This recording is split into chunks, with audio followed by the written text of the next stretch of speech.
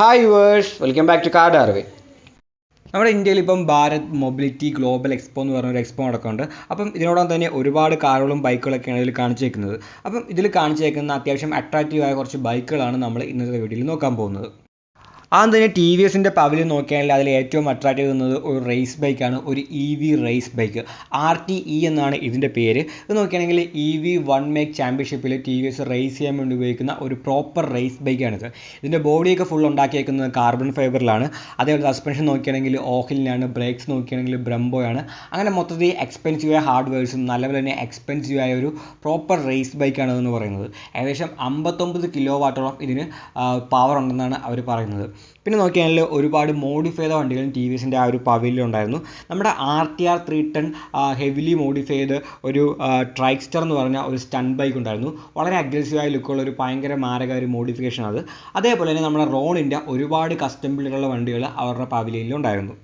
ഇനി നെക്സ്റ്റ് നമ്മുടെ യമഹയുടെ പവലിയൻ നോക്കുകയാണെങ്കിൽ അവിടെ ജസ്റ്റ് ഷോക്കേസ് ചെയ്യാൻ വേണ്ടി 2 സ്കൂട്ടറുകൾ കൊണ്ടുപോയിട്ടുണ്ട്. ഇത് ഇന്ത്യയിൽ ലോഞ്ച് ചെയ്യുന്നതിനെ കുറിച്ചൊന്നും പറഞ്ഞിട്ടില്ല. എങ്കിലും അവരുടെ NMAX 155 എന്ന് പറഞ്ഞൊരു സ്കൂട്ടറുണ്ട്. അതേപോലെ തന്നെ ഫിലാനോ എന്ന് പറഞ്ഞ സ്കൂട്ടറുണ്ട്. NMAX 155 നോക്കിയാണെങ്കിൽ അതിൻ്റെ എഞ്ചിൻ വന്നിരിക്കുന്നത് നമ്മുടെ R15 എഞ്ചിനാണ്, നമ്മുടെ എയറോക്സ് പോലത്തെ വേറൊരു സ്കൂട്ടർ.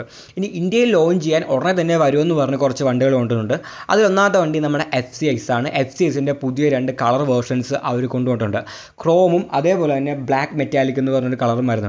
ക്രോം നോക്കിയാണെങ്കിൽ നമ്മൾ പണ്ട് മുതൽ തന്നെ നമ്മുടെ ആ ഒരു റോയൽ എൻഫീൽഡിലെ കണ്ട പോലെ തന്നെ ആ ഒരു ക്രോം എഡിഷൻ ടാങ്കൊക്കെ നോക്കിയാണെങ്കിൽ നല്ലപോലെ തന്നെ തിളങ്ങുന്ന ഒരു ക്രോം കളറാണ് കൊടുത്തേക്കുന്നത്.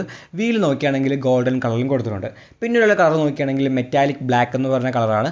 അത് ഫുള്ള് ബ്ലാക്ക് കളറിലാണ് വന്നേക്കുന്നത്, ഫുള്ള് ഡാർക്ക് ബ്ലാക്ക് കളറിലാണ് വന്നേക്കുന്നത്. അപ്പം ഈ 2 കളർ വേരിയൻറ്റുകളും ഉടനെ വരുമെന്ന് പറഞ്ഞിട്ടുണ്ട്. പിന്നെ നോക്കുകയാണെങ്കിൽ R15M ഒരു കാർബൺ ഫൈബർ എഡിഷൻ എന്ന് പറഞ്ഞ പുതിയൊരു എഡിഷൻ വരുന്നുണ്ട്. R1 ചില ഭാഗങ്ങളിൽ ശരിക്കുള്ള കാർബൺ ഫൈബർ യമഹ യൂസ് ചെയ്തിട്ടുണ്ട്. ആ ഒരു ഫ്രണ്ടിൽ ആ ഒരു ഫെയറിങ്ങിലൊക്കെ അവർ R1 ശരിക്കുള്ള കാർബൺ ഫൈബർ യൂസ് ചെയ്തിട്ടുണ്ട്. അതേ സ്ഥലത്ത് നമ്മുടെ R15 കാർബൺ ഫൈബറിൻ്റെ സ്റ്റിക്കർ യൂസ് ചെയ്തിട്ടുണ്ട്. ഇത് ഒറിജിനൽ കാർബൺ ഫൈബർ അല്ല, ജസ്റ്റ് സ്റ്റിക്കർ മാത്രമാണ്, എങ്കിലും കാണാൻ നല്ല അട്രാക്റ്റീവ് ആണ്. അപ്പം R15 ഒരു കാർബൺ ഫൈബർ എഡിഷൻ ഉടനെ വരുന്നുണ്ട് ഇന്ത്യയിലോട്ട്. അതുവരെ ഇതിൽ ഷോക്കേസ് ചെയ്തിട്ടുണ്ട്. ഇനി നമ്മുടെ സുസുക്കിയുടെ പവലിയനാണ്. ഇവിടെ നോക്കിയാണെങ്കിൽ 2 ബൈക്കുകൾ അവർ കൊണ്ടുപോയിട്ടുണ്ട്. ഈ ബൈക്കുകൾ ഇന്ത്യയിൽ ടെസ്റ്റ് ചെയ്യണമെന്നാണ് പറയുന്നത്. അതായത് ഉടനെ തന്നെ ഇന്ത്യയിൽ ലോഞ്ച് ചെയ്യാൻ ചാൻസ് ഉള്ള വണ്ടികളിലൂടെയാണ് ഈ 2 വണ്ടികൾ. ഇത് നോക്കുകയാണെങ്കിൽ V-Strom 800D എന്ന് പറഞ്ഞ വണ്ടിയുണ്ട്. അതേപോലെ തന്നെ GSS 800R എന്ന് പറഞ്ഞൊരു വണ്ടിയുണ്ട്. V-Strom നമുക്ക് പണ്ട് മുതൽ തന്നെ അറിയാവുന്ന ഒരു വണ്ടിയാണ്. ആ പ്രോപ്പറായിട്ടുള്ള ആ ഒരു പഴയ V-Strom ഇപ്പോൾ ഡിസ്കണ്ടിന്യൂ ആയിട്ടുണ്ട്. പുതിയ V-Strom ഇതാണ്. V-Strom എന്ന ആ ഒരു പേര് തന്നെ കാരണം അതിന് ആ ഒരു V ഷേപ്പുള്ള എഞ്ചിൻ ഉള്ളതുകൊണ്ടായിരുന്നു. പക്ഷേ ഈ പുതിയ എഞ്ചിൻ നോക്കുകയാണെങ്കിൽ ഇതൊരു പാരലൽ ട്വിൻ എഞ്ചിനാണ്. അപ്പം ഇത് പ്രോപ്പറായിട്ടുള്ള ഒരു ADU ബൈക്ക് തന്നെയാണ്. പക്ഷേ ആ ഒരു V ഷേപ്പുള്ള എഞ്ചിൻ പറഞ്ഞിട്ട് ഇപ്പോൾ ഒരു പാരലൽ ട്വിൻ എഞ്ചിനാണ് ഇതിന് കൊടുത്തേക്കുന്നത്. ഈ എഞ്ചിൻ നോക്കുകയാണെങ്കിൽ ഒരു 776cc പാരലൽ ട്വിൻ എഞ്ചിനാണ്. മാക്സിമം പവർ എന്ന് പറയുന്നത് 83 HP 8500 RPM അതേപോലെ തന്നെ 78 Nm ടോർക്ക് 6800 RPM ഇത് പ്രൊഡ്യൂസ് ചെയ്യുന്നു. പിന്നെ വേറൊരു സ്പോർട്സ് ടൂർ പോലത്തെ ഒരു ബൈക്കും ഉണ്ട്, GSS 8R എന്ന് പറഞ്ഞ്. അപ്പം ഈ വണ്ടി നോക്കിയാലും നമ്മുടെ ആ ഒരു V-Strom നോക്കിയാലും രണ്ടും സെയിം തന്നെയാണ്. അതായത് രണ്ടിൻ്റെയും എഞ്ചിനും സെയിം ആണ്, ഫ്രെയിമും സെയിം ആണ്. പക്ഷേ ആ ഒരു റൈഡിങ് സ്റ്റൈലിൽ മാത്രമേ വ്യത്യാസമുള്ളൂ. ഒരെണ്ണം ഒരു ADU ബൈക്കാണ്, ഒരെണ്ണം ഒരു സ്പോർട്സ് ടൂറാണ്. പക്ഷേ ഉള്ളിലുള്ള എല്ലാ കാര്യവും സിമിലറാണ്. ആ ഒരു ലുക്കിൽ മാത്രമേ രണ്ടും തമ്മിൽ വ്യത്യാസം വരുന്നുള്ളൂ. ഈ 2 വണ്ടികളും സുസുക്കിയുടെ തന്നെ ഗ്ലോബലിലുള്ള ഏറ്റവും പുതിയ ഡിസൈനാണ്, ഏറ്റവും പുതിയ ഫ്രെയിം, ഏറ്റവും പുതിയ എഞ്ചിൻ, അങ്ങനെ മൊത്തത്തിൽ പുതിയതായിട്ട് വന്ന വണ്ടികളാണ് ഈ 2 വണ്ടികളും. 5 ഇഞ്ചിൻ്റെ ഒരു കളർ TFT ഡിസ്പ്ലേ വരുന്നുണ്ട്, ഷോവയുടെ USD ഫോക്ക് വരുന്നുണ്ട്, ക്വിക്ക് ഷിഫ്റ്റർ വരുന്നുണ്ട്. അങ്ങനെ ഒരുപാട് ഫീച്ചേഴ്സും ഈ 2 വണ്ടികളിലും കൊടുത്തിട്ടുണ്ട്.